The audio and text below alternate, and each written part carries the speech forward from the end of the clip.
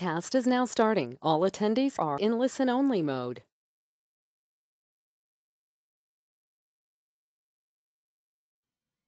Good afternoon. Thanks for joining us today for our webinar. I'm Carmen Boone. I'm an education coordinator from Oregon Pacific Area Health Education Center, and today I'll be your host and moderator. Let's go over some housekeeping items. On your GoToWebinar control panel, you will notice that all microphones are muted, and they'll remain muted during this session. If you are experiencing audio difficulties, make sure your computer speaker volume is turned up or use the phone option to listen in. Slides can be downloaded from the handouts menu. Also, please use the questions menu for typing any comments or questions at any time. They will be answered at the end. And if we run out of time, we would answer your questions via email and email you the Q&A within a week. Now, this webinar is being recorded and will be available on our website. If you can see there, www.opahec.org/webinars. And if you have any other questions, please feel free to email me at carmenb@samhealth.org. Now, to obtain CME or CE credit for this activity, you must log in into www.eeds.com and enter this activity code 54SUMO. Please write it down for your records. And this webinar is produced by the Oregon Pacific Area Health Education Center, a hosted agency of Samaritan Lebanon Community Hospital, and presented by Ms. Sara Lee Thomas. Prior to joining Samaritan, Sara led a national award-winning Healthy Heart team in Central Oregon for 15 years on the Warm Springs Indian Reservation. She became the clinical nutrition manager at Good Samaritan Regional Medical Center in 2010 and continues to educate the community, students, and professional staff on nutrition in her current role. She works to increase the recognition and respect for the role of nutrition therapy by dietitians in improving patient care, costs, and outcomes.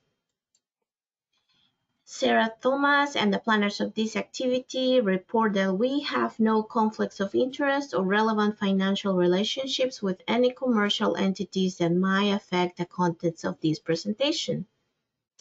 Now, without further ado, I'm turning this over to Sara, and let's start with the webinar.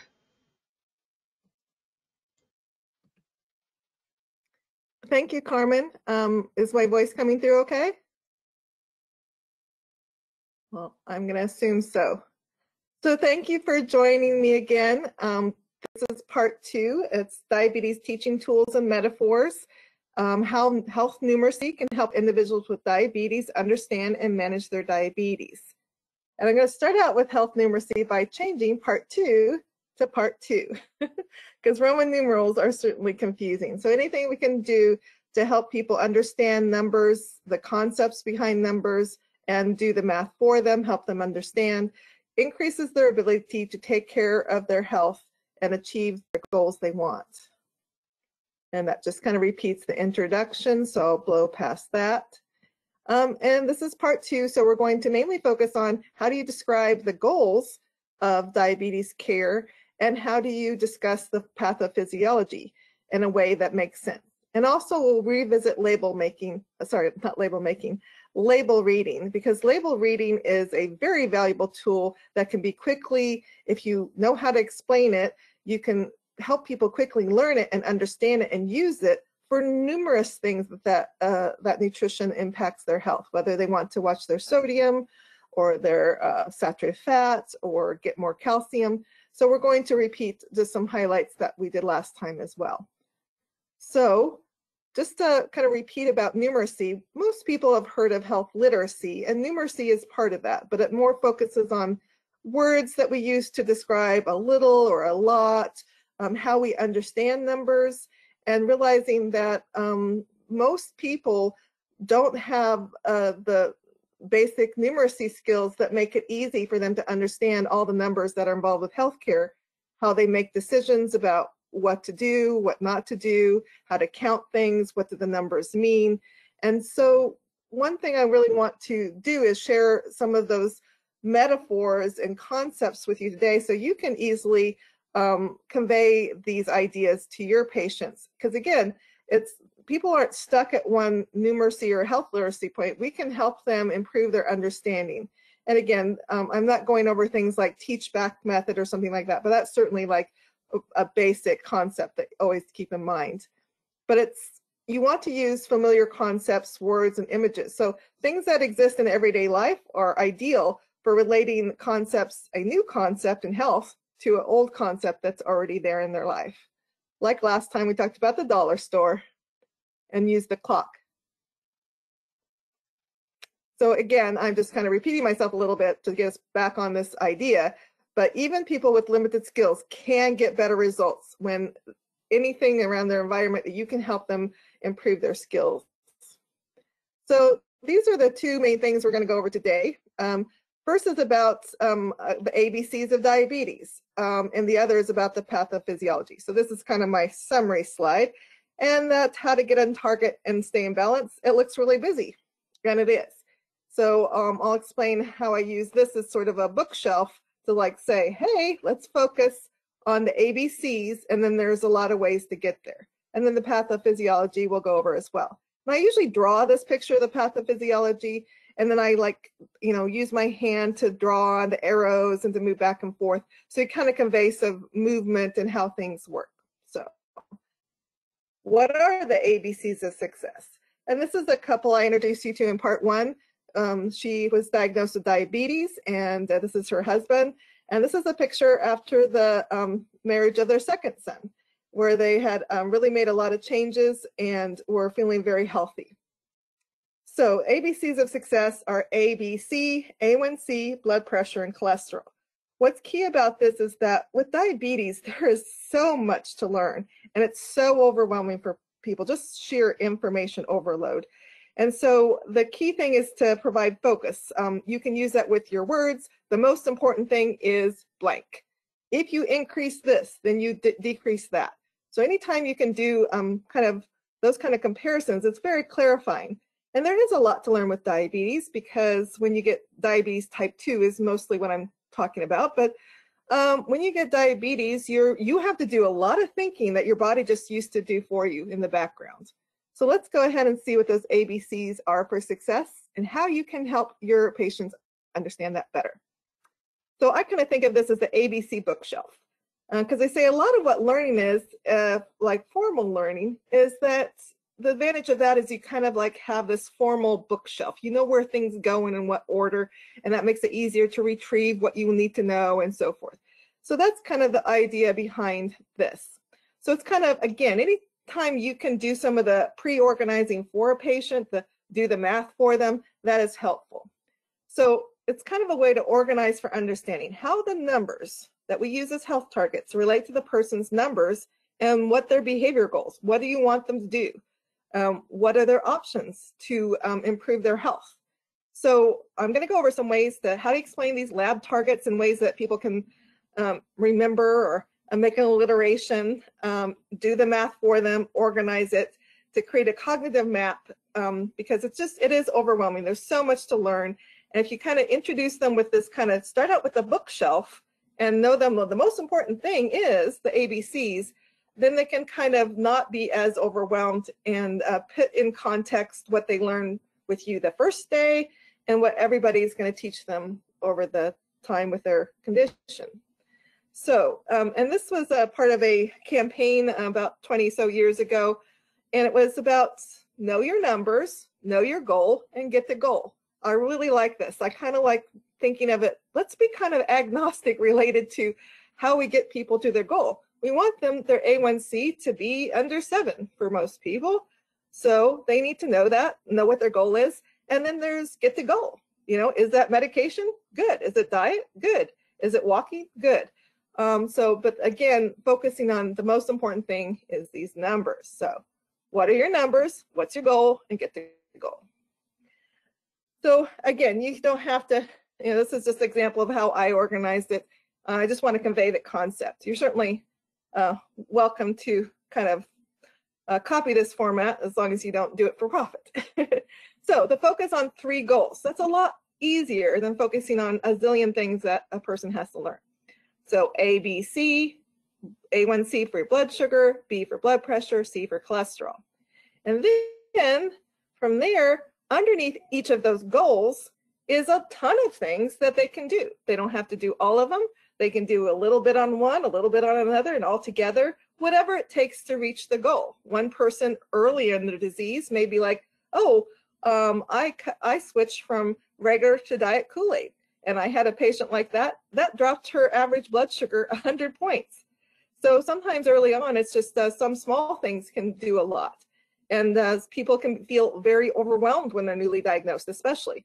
So it doesn't have to be everything. But again, this is, how I introduce this idea is these are the goals, and there's lots of options.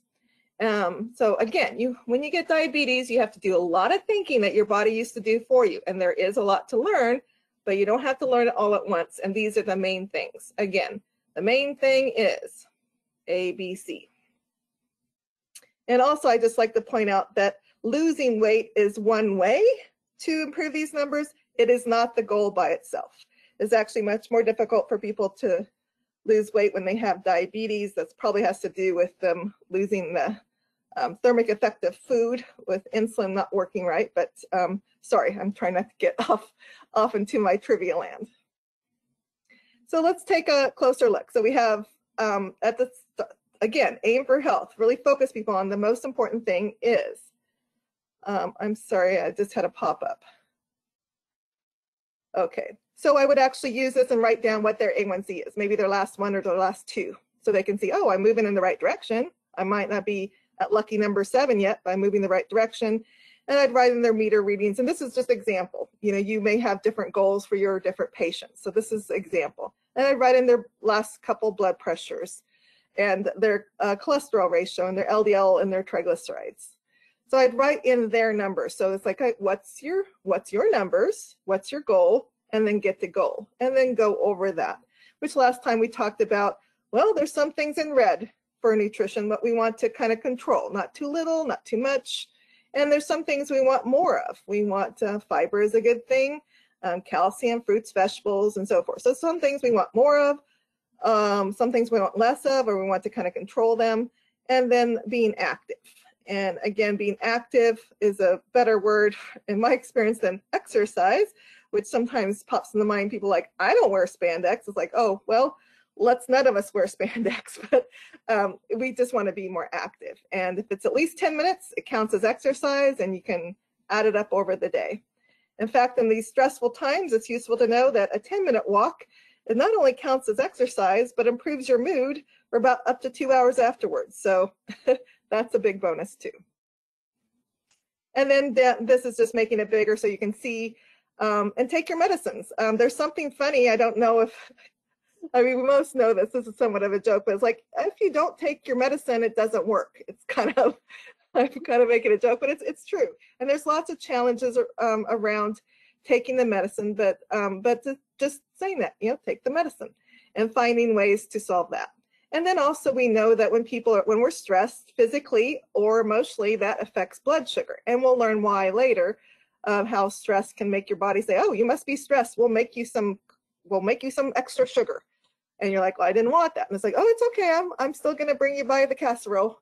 So, so managing stress, and that's like doing things you enjoy and avoiding some drugs of abuse, get the sleep, prevent and treat infections. In fact, one of the Indian reservations did a review where they had people They really did an intensive program to fix up people's periodontitis, so making their dental care better. And just that alone dropped the people with diabetes, their average A1C, their average blood sugar, by 30 points. So 30 points on the meter, just from making the gums healthier because of that. So the main concept I want you to remember about blood sugar is sugar frosting. So this is what causes the damage from diabetes. This is the main thing, is when blood sugar is high, it sticks to things you don't want it to. And when it sticks, it interferes with how things are normally supposed to work. So this is the technical term for the sugar frosting is glycation. So the big word for A1C is glycated hemoglobin, or hemoglobin A1C. So glycation is the technical term. But what is it? It's sugar frosting. Things get sugar frosting. And that's the major way things get damaged and cause long-term complications. So A1C we use to see how sugar frosted is the blood. But at the same time the blood is sugar frosted, so is everything else. The nerves are sugar frosted. The little tiny blood vessels in your eyes and your kidneys are sugar frosted. So we measure in the blood because that's an easy way to, get a lab test, see how sugar frosted the blood is. But it's an indication of how sugar frosted the whole body is. And so that is how diabetes causes us damage. And by controlling how sugar frosted things are, we are improving things everywhere in the body. So here's the simple slide and the key concepts to convey this, because this A1C number is not intuitive. Because it's like, oh, I had a patient, my A1C only went down 1%, because we understand 1% to be a low number. But remember, percent is out of 100. In this case, we don't, normally our body is not more than 5 or 6% sugar frosted. So being more sugar frosted is a lot. So on the meter, if you go from 8% A1C to 7%, that's 30 points lower on the meter.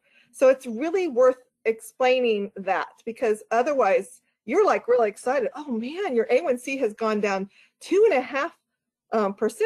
So I encourage you to use the percent units. Units might be more helpful for people to get how big this is. But I usually just say that means, I'll translate, that means your average blood sugar went down over 60 points. And that means a lot more because they live with their meter. So here it is. The A1C is the percent sugar frosted. Remember lucky number 7, or 8 is enough, and no to 9. Some people, as they get older or they have more fragile blood sugar, is more brittle, we sometimes set their goal to be under 8. So, and that's okay, because that's where they can keep their blood sugar better controlled, but maybe not hit so many low numbers where they're really at risk for falling or being dizzy or anxious. So percent sugar frosted, lucky number 7, 8 is enough, and no to 9. I did take one foreign language a little bit in high school. It was German. So if you know German, you know 9 means no. 9. So 9 to 9. So, and as I did with the last presentation, I have some slides with this little magnifying glass in the corner to just provide technical details in the background. So I'm not going to go over these technical background, but they're there for your reference. So again, A1C is how you pronounce it. Lucky number 7. Again, A1C is the percent of your blood that's sugar frosted. 9% or more is poor diabetes control. 7% or less is good diabetes control. And people remember lucky number 7. So again, but the point is, when your blood is sugar frosted, so is the rest of your body. And so when you can keep the A1C lower, it helps you stay healthy and avoid problems. Because sometimes people really resist or denial that they have diabetes because it changes their concept of themselves as a healthy person. But I like to even say, well, you can be healthy with diabetes, or you can be unhealthy with diabetes. And sometimes I'll share, I had a patient who got diagnosed with diabetes and said that was what really pushed me to I really do need to be healthier. And they said, I feel healthier now with diabetes than I did before I got diagnosed, because it is they wanted to do it or whatever. But when they got diabetes, that was sort of for them a big wake-up call. And so I like to share that. And they said, we went on a senior trip, and I was walking around and everything, and everybody else was sitting around getting tired and sitting on benches. So I am in better shape now with diabetes. So that can be helpful to encourage people. But again, the key thing is like if your A1C drops 1% unit, you might say that, then your average blood sugar just dropped about 30 points, because that's like huge. And that makes people appreciate, wow, you did this is a big accomplishment. And this again is just another way of saying it, but this is how diabetes causes most of its damage. Sugar sticks to things you don't want it to. And in the current days, you also need to know that when things are sugar frosted, like your immune system, it doesn't work well either. It makes it easier for people to get sick and harder to get better. When your immune system, the little cells and T cells, if they're sugar frosted, think of them as like little Pac-Man. They have trouble eating if there's like stuff sticking off of them that's the sugar frosting and interfering with the proteins and the actual eating that the little cells in your immune system to eat stuff. So, and now let's go over to our next in the ABCs. So A1C, percent sugar frosted, lucky number 7, 8 is enough, no to 9. Now blood pressure. This has really surprised me. I kind of learned from my patients, and all the stuff I've done is I learned from my patients until I got that aha light bulb look in their eyes, and that helped me, that feedback helped me know that I was explaining something right. So I've been very surprised at how many people, we all get our blood pressure measured every time we go to the doctor. I was very surprised at how many people didn't even know what that meant. Why is it being measured? It's measured. Well, I came to the doctor. But it's very important. I found a lot of people were helped when they were just pretty basic explanation. So how can you do this? So blood pressure has 2 numbers. Both are important. The first number is the pressure when the heart beats, pushing blood out. The second number is the pressure when your heart rests between beats as it fills up before the next push. It's high if it's over 140, over 8, over 90. Either number being high is not good, and because both are important, and normal below 120 over 80. And then what's your number and what's your goal? And this is important because, again, some people have different conditions or other things going on, so the doctor may set a different goal for somebody based on their risks and what's going on with them. So again, so let's go back to this. So we have A1C, we have blood pressure, and now we have cholesterol. And again, the idea is those are the main goals. And then there's all these things below that you can do to get there. So we know first thing we think about with blood pressure and nutrition is sodium. And so many times I've had a patient, well, the doctor diagnosed me with high blood pressure, so I've stopped adding salt at the table.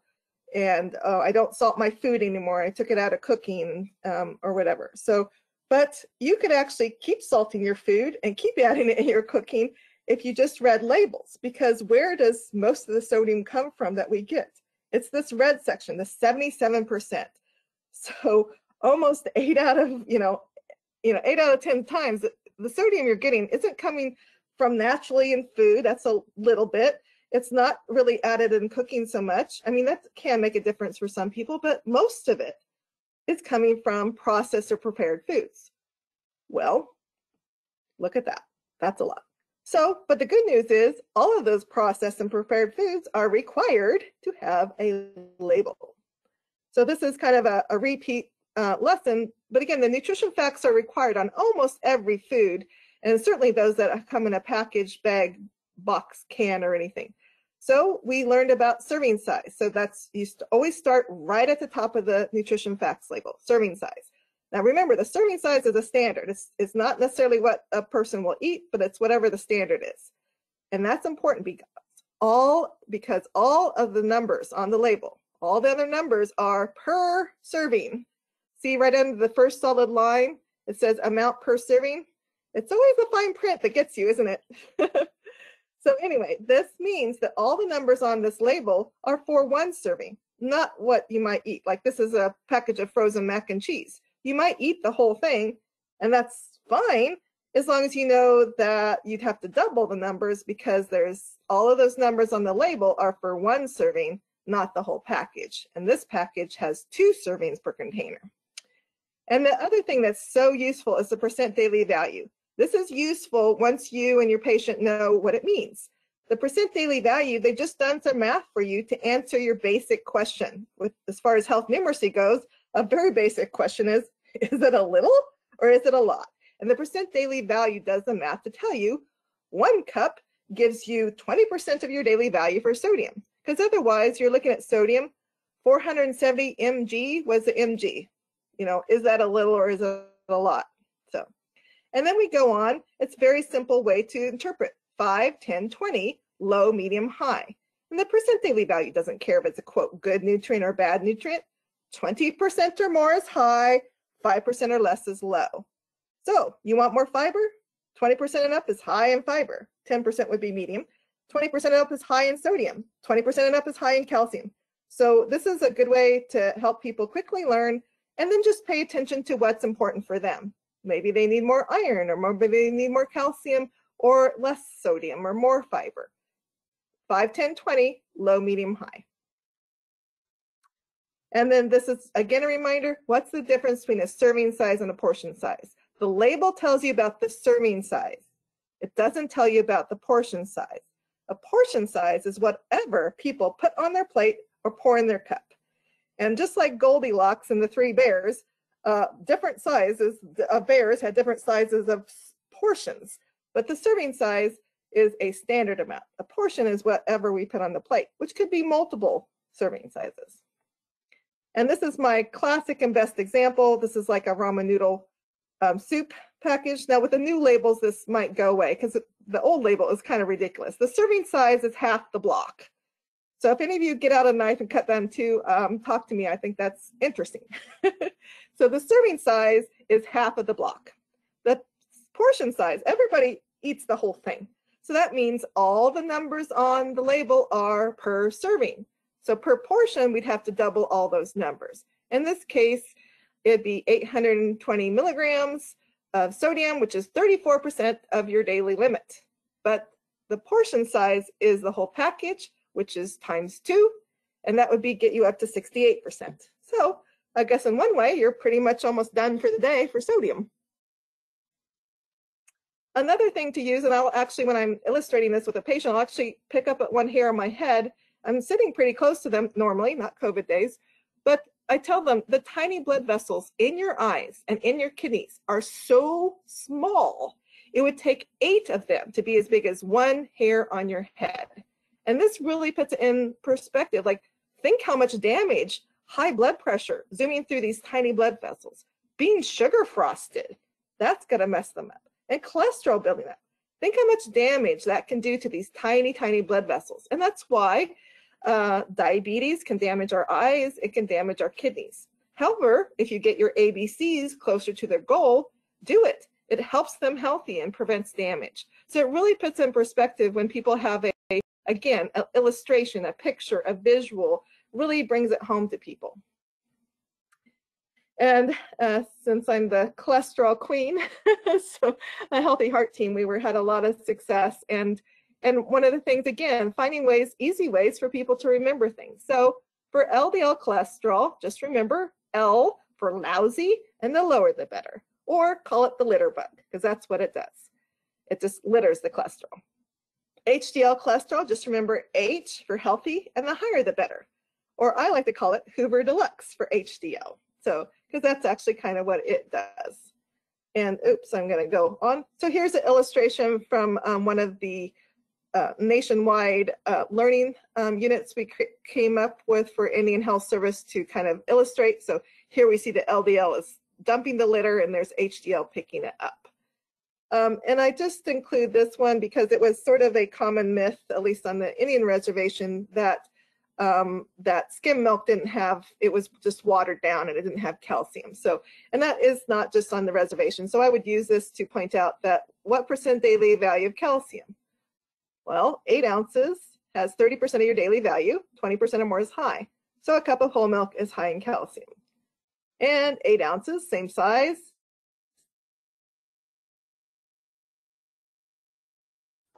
as also 30% daily value, so 30%. So that can be useful for kind of correcting people's perception. And if you look at sodium, is 120 milligrams a little or a lot? Well, 5%. That makes milk low sodium. 5% or less is low. Okay, so the litter bug and the Hoover Deluxe. lousy litter bug, healthy, higher the better. And again, this is Lynn and Diane, and the picture on the outside is kind of the before, and in the middle is the after. So at the picture of the wedding of their two sons, and how they had, they were really wanting to do things to be healthier, and by giving them these tools, they ran with them. So they counted the carbs, they read the labels, they weighed and measured, and they made it work for them. So this is really, and they shared this with permission. So again, let's go back to this and bring it together. The overall message: know your numbers, know your goal, and get the goal. So what are my numbers? What's my goal? And get the goal. And this is just another case study this is after someone was referred to nutrition, but before they got any medication. Again, this was somebody who was very motivated as well. So, I'm not going to address some of the issues about, readiness to change. Those are impactful too. I'm just mainly addressing how, when people are ready to change, how can we communicate it in a way that they can just run with it? They can understand what they need to do and do it. And so this lady was highly motivated. She was very scared when she lost, her vision went blurry when she was diagnosed, because, high blood sugar distorts the eyes, and she didn't want to ever experience that again. So anyway, so she got the education, she ran with it, she was motivated, and she had the tools, and she was able to implement them. And you can see she did some really outstanding reductions in her A1C, her blood pressure, and everything like that. So this is how we actually use cholesterol HDL ratio quite a lot in our Healthy Heart program. It was useful because it's accurate, fasting or non-fasting. So you can use a screening level that is accurate versus LDLs are not accurate unless they're fasting, or unless they are direct LDL. We actually eventually went to a direct LDL over there, but it's a good predictor of cardiac risk. So, but how do you explain a ratio? I don't know if any of you remember back to learning your ratios and fractions, but most people don't have fond memories of that from math days. But there's ways you can explain what a ratio is. So, and we just kind of kept it simple. A 5 or less is good. So what does that mean? Basically, your HDL is a clock watcher. Your HDL only works till 5 p.m. and then it's out of there. After that, anything left over, not being picked up and thrown away, everything builds up. The other way to explain it is 1 HDL can clean up after 5 of the rest. If it's over that, anything left over is just again clogging things up.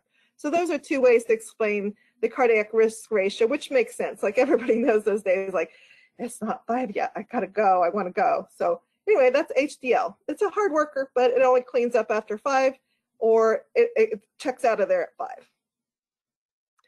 So this concept was kind of, I developed later, but some people really liked it. Some people, it didn't really make a difference to them. But some people like the idea of poking their diabetes, because for a lot of people, like, I have to poke myself all the time.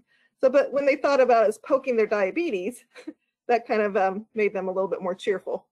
So anyway, but why do we poke our diabetes? We want to see where it is now. So it's like, this is the picture now. But when we do our A1C, we ask, well, where was it? Because your A1C is like, 2 to 3 months. And this is, again, one of those background slides that, again, sort of just goes over ways to explain it, just like we've done before, and it's there for your reference. This is kind of a good picture because the sugar frosted donuts are pretty much look almost identical to red blood cells there on the left. And why does the A1C tell us the blood sugar the last 3 months? Well, because these little red blood cells, that's how long they live before new ones come along. So by taking a blood sample, that tells us how sugar frosted the blood is, so that's for convenience. But you always remember that it's not just the blood that's being sugar frosted, the whole body is, and that's what causes the problem. And so, hemoglobin is, when you see the name, it may be called hemoglobin A1C. Well, what does hemoglobin have to do with it? Hemoglobin is the protein that makes your blood red. And so, and it's the, it gets sugar frosted. So that's, if you need, some people want to know more, other people, you don't need to go into that. But this is why the A1C tells us the last 2 or 3 months, because these little dudes, that's how long they live. So now we're going to switch gears to doing carbohydrate metabolism in diabetes, the pathophysiology. Some big long words, but and when I initially started teaching patients, I didn't really tell. I thought I just need to kind of keep it simple so they can get what they need and accomplish what they want, you know, what we all want for our patients. But I realized when I was leaving out some of the truth about the pathophysiology of diabetes, I was leaving the patient without the tools they needed to understand what in the world was happening to them. So here's just kind of the useful cartoons to illustrate pathophysiology, some additional metaphors to enhance their memory and understanding of what's going on. And again, you draw it, you interact with it, you explain it, and that helps people understand kind of how this whole metabolism of things affects, like what they observe. So again, our first part of our time together was talked about like build this bookcase for them, focus their attention. The most important thing is the ABCs, and there's lots of ways to get there. You don't have to learn it all today. On the right-hand side is my little cartoon. Please, no criticism of my artwork. It just has to be, enough to help people understand. So some basic things: carbs turn into blood sugar, and the pancreas acts like a tongue, and it tastes the blood sugar all day. Is it too sweet? Not sweet enough. And then it does stuff about them. And then the liver, I call it the loaf in the liver. And so we're going to interact with this, but those are kind of the basic things, because I used to not really tell people about the loaf in their liver. But yeah, you know what your liver can do? Your liver can make sugar from scratch, and it releases it, and that can turn into blood sugar. And so if you don't eat, you can get high blood sugar, and you can get high blood sugar because you don't eat, and your liver is overly helpful, So we're going to interact with this. So again, basic place to start. Carbs turn into blood sugar. But again, like last time, carbs are not bad. Too few are bad, you get low blood sugar. Too much is bad, you get high blood sugar. But carbs are not bad. It's the amount you have at one time that needs to be not too little, not too much, just right, like Goldilocks. So when you poke your diabetes, a lot of people think, they start out thinking it just comes from the sugar they eat. So they think my blood sugar's high, and it came from the jam I had on my toast for breakfast this morning. But no, your blood sugar can be high from the toast. Maybe you had 3 pieces of toast with jam. That piece of bread there turns into the same amount of blood sugar as the jam does. They have the same amount of carbohydrate in them. And then people say, I didn't even eat, and why is my blood sugar high? I woke up this morning, and my blood sugar is higher this morning than it was last night. And the reason I've learned that people need to know this is because if they don't know, they can get, oh, I'm just not getting the food part right. I can't do this. I keep failing. And so they blame themselves rather than, keep playing, keep playing the ball game, keep figuring it out. Like, is it this? Is it this? Is it that? So it kind of allows them to know where it could come from. So I started talking about the liver more, so people know that, hey, that liver, it bakes bread itself, kind of thing. It makes its own sugar from scratch. It releases it into your bloodstream. And then also, I don't usually talk much about the kidneys, but it can make a difference because people say, I don't understand.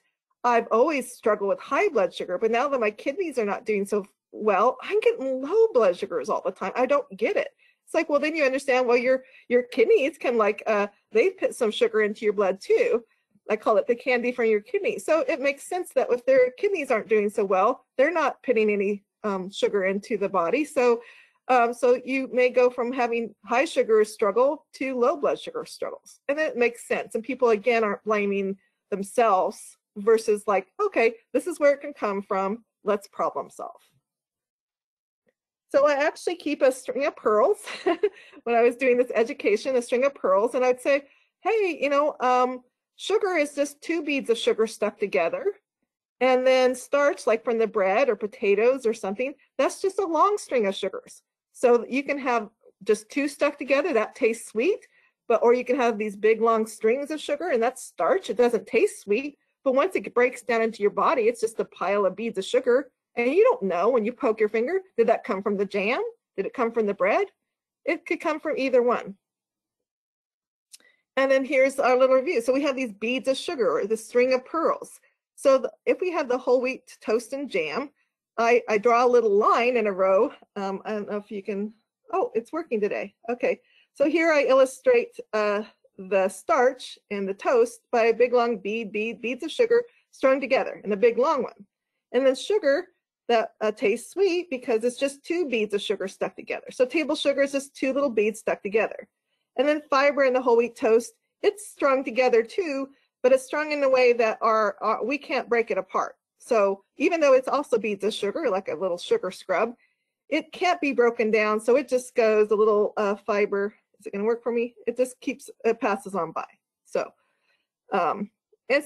but once your body breaks these all together, digests it, breaks it all apart, then you just have little beads of sugar here and they all get absorbed. And so when you poke your finger, are you measuring little beads of sugar from the toast or from the jam? Well, could go either one. It's the total amount of carbs at the meal. And then again, we'll get to the liver in a bit. So that piece of toast and the jam turn into the same amount of blood sugar and the fiber floats on by. Next, let's talk about the pancreas. One day I was like, how do I explain the pancreas? And I was looking at it, it's like, it looks like a tongue. And I was like, it looks like a tongue. That's what the pancreas does. So it's this little wiggly thing. It looks like a tongue, and that's what it does. Its job is all day long, it basically, quote, tastes the blood sugar. It's too sweet. If it's too sweet, the pancreas releases insulin and say, get that into a cell somewhere, get it insulin, get it in someplace. So it's too sweet. So take that down, take the blood sugar down with insulin. Or it will like taste the blood sugar like, oh, wow, that's not sweet enough. And then it will release glucagon, which is kind of makes sense. The glucose is gone, glucagon. And so it releases the glucagon, and the glucagon goes, I don't know if, oh, there it works. So here, my glucagon, it sends a message to the liver and says, hey, give me some sugar. And the liver responds and cuts off a piece of its little loaf in the liver, cuts off some, and that goes into the bloodstream. So when you're poking your diabetes, you're measuring that, it could have come from the toast, it could have come from the jam, and it could have come from the liver. So, and again, your pancreas says, oh, the glucose is gone, I need more. Hey, liver, cut me off a piece of loaf bread there. And then insulin, oh, it's too sweet. Let's get it into somewhere else. So that's kind of where to start there. So again, when we measure blood glucose, most of it comes from the food we eat and our liver. And mostly from carb, but you can get some from protein that we talked about last time. So again, insulin moves blood sugar into the cells for energy, and then the blood sugars go down because we move it insulin. It goes in, so that drain gets the blood sugar into the cell. And insulin keeps blood sugar from going too high. Insulin also shuts down the liver and says, insulin tells the liver, like, stop baking here. We have plenty. Stop baking and stop releasing it. So insulin is important. That's why we have basal insulin, because we have basal insulin, then we keep the liver from, acting out and doing too much. And glucagon is the one that releases glucose. It's like, hey, we're running low here. It's not sweet enough. Give us some more. So that helps us not go too low. And this is not in your packet because I couldn't find one that was not copyrighted, but this is the idea of a guy who's saying, hey, this is what hormones do. Like glucagon, they just direct traffic. Okay, increase the glucose. No, decrease, you stop. So it acts like that. So at the same time insulin is saying lower the blood sugar, it's also saying don't make any liver. So I just want to illustrate that. And then it can change and direct the traffic the other way. So that's what hormones do. Hormones are bossy little chemicals that tell other chemicals what to do. So let's talk about the loaf in your liver. So this was an aha moment where it's like, okay, now it's easier to explain and easy to understand. And again, before I started talking about the liver's role in blood sugar, people would, I thought I was just making it too complicated to talk about. But actually, once they got that, it helped them because, oh, okay, so it could have been because I didn't eat. My liver was just overly helpful. And is why my blood sugar is high. So your liver can make, all by itself from scratch, can make carbohydrates, can make blood sugar, makes glucose. It strings them together in your liver and then cuts them off whenever, and releases it whenever you need it to. So your liver can store up to 150 grams of glucose. That's 10 slices of bread. So no wonder you can get high blood sugar even if you don't eat. And what does the liver wait for? What is it? What tells it to do things or not? Well, the glucagon and insulin talk to it, but also your liver is like, it's a helpful little guy, helpful little organ. And if you're sick, it says, oh, I'll give you more energy. So it releases blood sugar.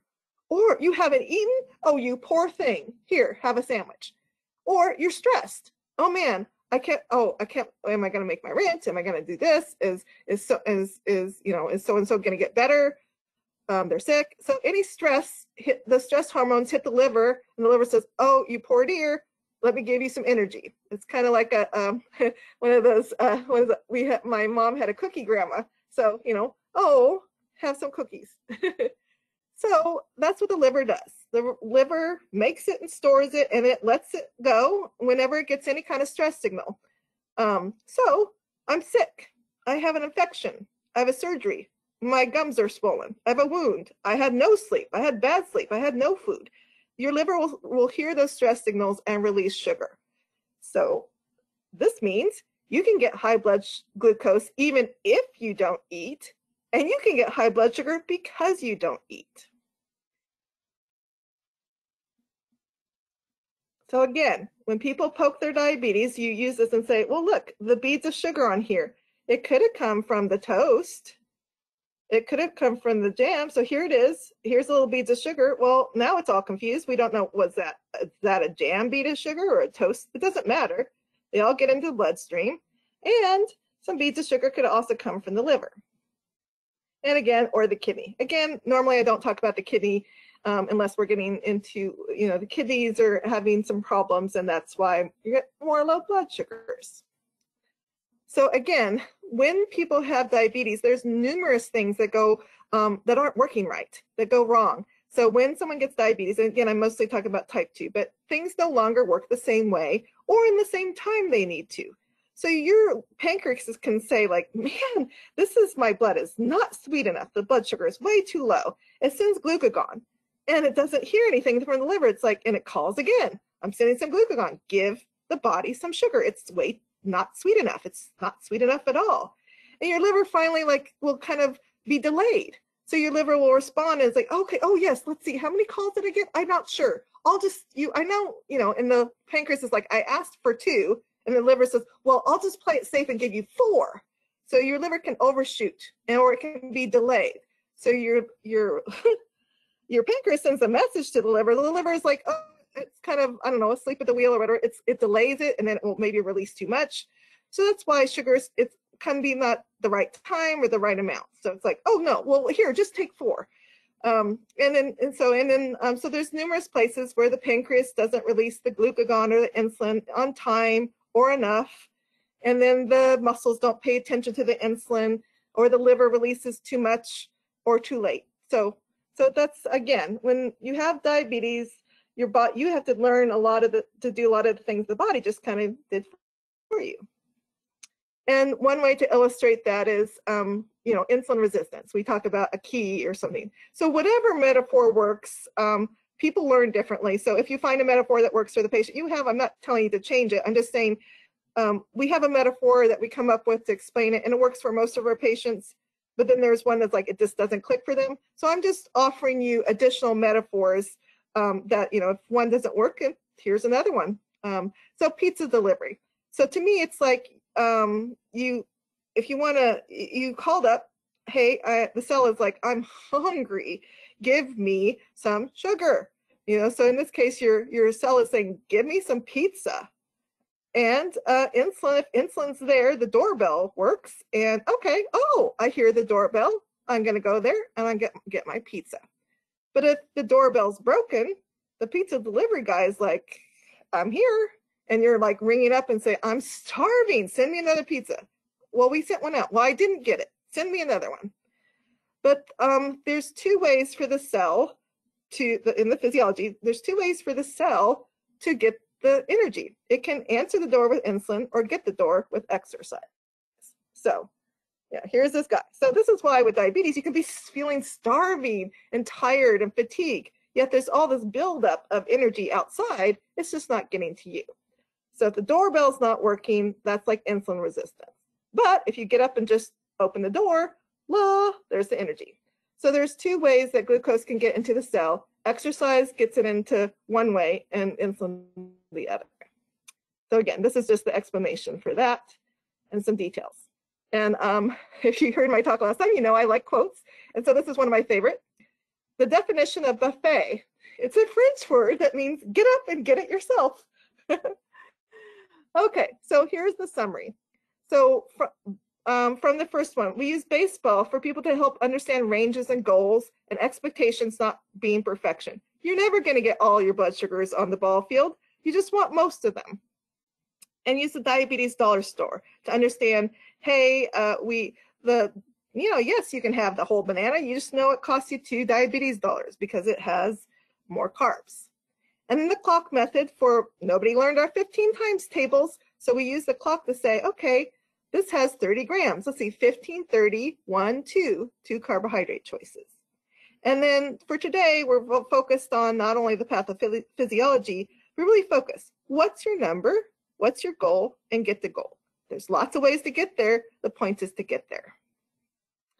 So again, with numeracy and literacy, you can have enormous difference, make enormous difference for your patients by helping them do the math for them, finding ways to explain it that make sense to them. And these are skills that help people accomplish tasks and realize their purposes for their health. And this is again, Lynn and Diane, who they're ready to learn. They were able to take what they learned and run with it. And they were very successful. All their efforts were very excellent. So again, these are some of the things we learned, and I will open it to questions now. Oh, just this last one, helping you and your patients find credible health information. If you just add HONCODE for Health on the Net code, those sites are much more likely, not 100%, but much more likely to have information you can believe. I wouldn't be Sara Lee if I didn't give you a recipe. So, all right. Let's open for questions. Thank you so much, Sarah, for sharing all this awesome knowledge with us. Let's start with the first question. Please find your chat box or the questions section and let me know if you have a question. In the meantime, I can start going over reminders about the CME. Diane is letting me know that the handout link is not working. Send me an email and I'll be able to send it to you. If not, I will definitely send an email tomorrow and email everybody the slides. Somebody is asking that they would want the recorded version. It's going to be available in about a week. Our website, I'm going to show it in a second. Both are going to be in our website. And I'm getting a kudos for you, Sarah. A great job, very helpful. Oh, thank you. So here, let's see. Thanks for participating today. The recordings are going to be on demand in the address that you see there. Write it down so you have it. I'm gonna send it in the chat right now. It's opahec.org. And this webinar, it's gonna be available about next week, so check it out. Check our website, put a reminder, and you will get to, I'm gonna send it to all. There it goes, the link. I'm getting another kudos, phenomenal. Good job, so Sarah. Right. No, thank you so much. I really appreciate the feedback, because it's not like giving a regular talk where you can see whether people are getting the ahas or the like, what are you saying, Sarah? So thank you for the feedback. I really appreciate that. People have learned so much. I have somebody has been tempted by the pizza. Another thing for everybody, if you want to know about our coming webinars, log into our www.opahec.org/upcoming. And questions, feel free to email me anytime. I send my email address via the chat. I get a comment that says that I like that you talk fast because there's a lot to cover. Oh, good. I was worried I was talking too fast, but I'm glad there's a video. It's great. And then to get your CME, you were asking about it, www.eeds.com. Some of you, if you're using this for the first time, you will have to register, and then you'll have to enter the activity code. And I'm going to show it to you right now. There it goes. This is the activity code for today.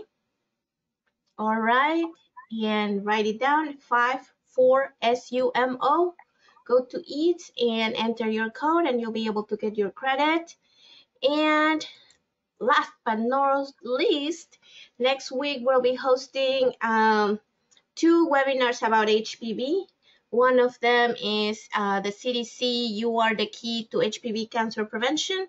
And the next one is a motivational interviewing tool for HPV vaccination. So they both are being done thanks to the national AHEC, and we're using CDC material, and we'll be happy to have you join us. And again, thank you, Sarah, for being with us today, and we hope to have you in the future, because I see that everybody would love that. We would too. And finally, please complete the brief summary. I promise it's going to be very short, and it will appear as soon as you close and the webinar ends. And now you have completed this webinar and you may disconnect. It's been a pleasure to have you all here. Have a great day. Bye. Yes, thank you, everyone. Thank you, Carmen. Bye. Thank you. Bye-bye. Bye.